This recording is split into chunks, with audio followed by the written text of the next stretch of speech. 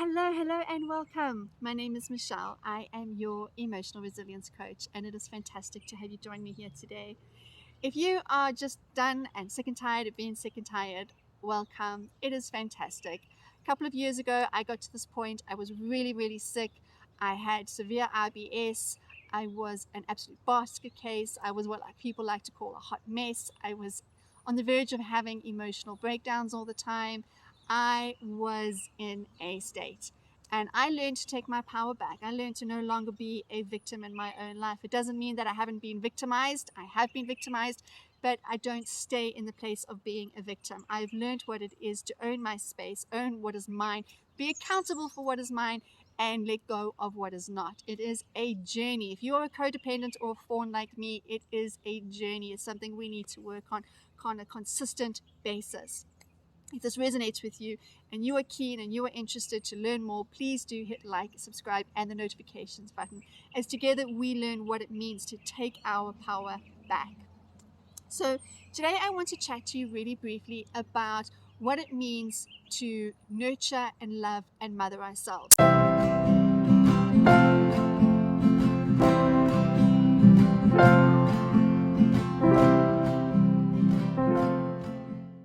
Now, these are terms that are really big in the mental health world. We talk about mothering ourselves, looking after ourselves, being there for ourselves, healing that inner child, all of which is really good.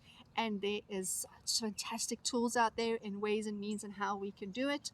But what I like to do is I like to talk about what we can do practically. Now, the reason why I'm saying this is I've spoken before about the importance of our minds, the importance of saying to ourselves good things, the importance of mantras and affirmations and meditation and working very mentally and emotionally with yourself and just working through the inner critic, telling the inner critic to sit down, keep quiet, sit in the corner. I'm very big, and I still am, don't get me wrong, I'm really big on doing the mental work because it is of paramount importance. We really need to do it.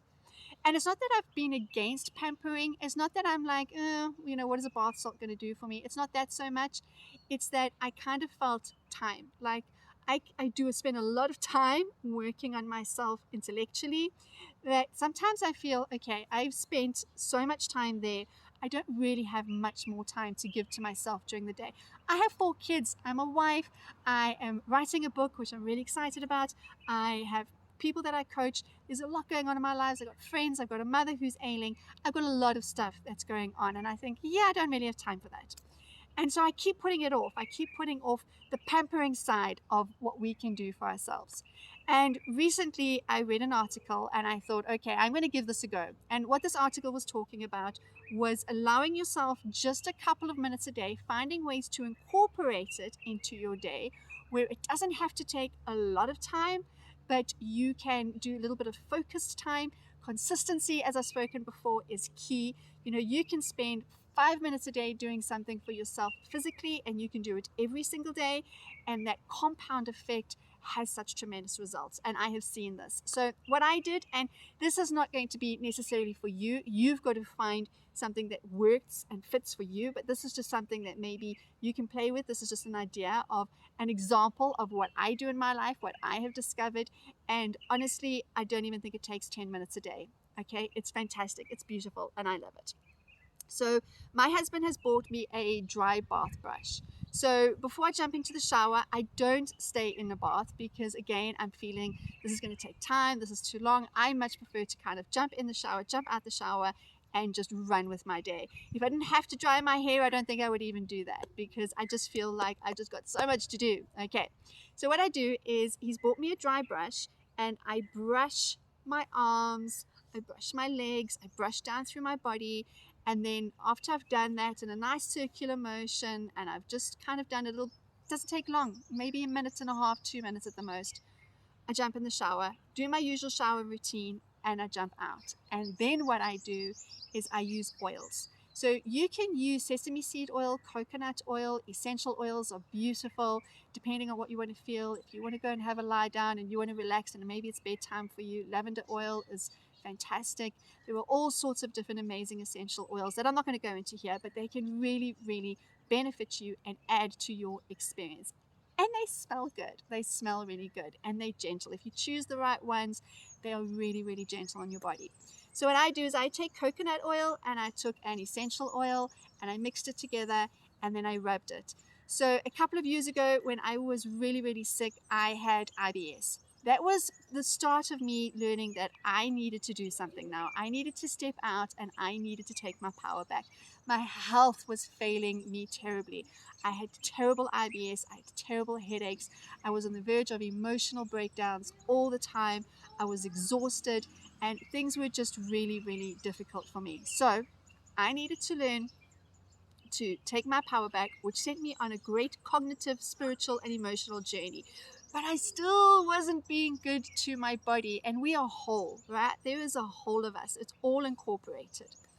And I have found that just a couple of minutes a day, I take that oil, I rub it on my tummy because my tummy is what really battles. I rub it on my tummy, rub it on my arms, rub it on my hands, rub your feet with it, massage it into your feet.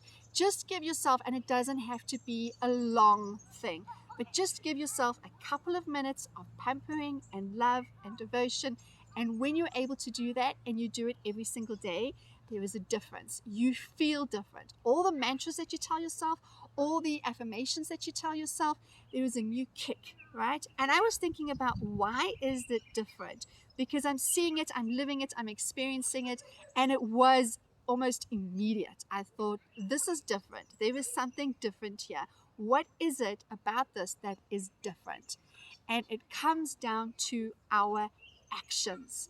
So when it comes to actions, and we know this in relationships, we've seen in relationships that actions are so important. They are more important than words. All right.